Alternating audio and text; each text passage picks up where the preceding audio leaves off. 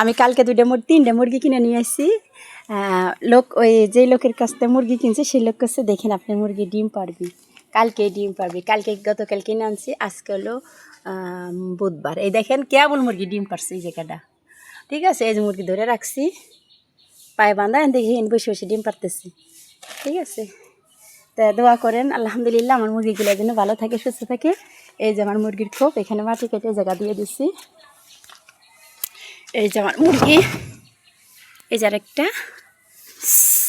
এই যে শুয়ে রয়েছে আরেকটা। এই যে আজকে দড়ি খুলে দেবো, কালকে ছাড়িয়ে দেবো। আরেকটা এই পাশে, এই যে আরেকটা, এই যে আরেকটা। এটা কুচা মুরগি ডিম পারবে না, ওই মুরগি দুইটা ডিম পারবে। যাক আলহামদুলিল্লাহ। এই যে আমার আরেকটা ঘর, এই যে একটা। আলহামদুলিল্লাহ, সবার জন্য দোয়া করি, সবাই ভালো থাকেন, সুস্থ থাকেন। আমার জন্য দোয়া করবেন যাতে আমার মুরগিগুলো ভালো থাকে, সুস্থ থাকে। আসসালামু আলাইকুম রহমতুল্লাহ।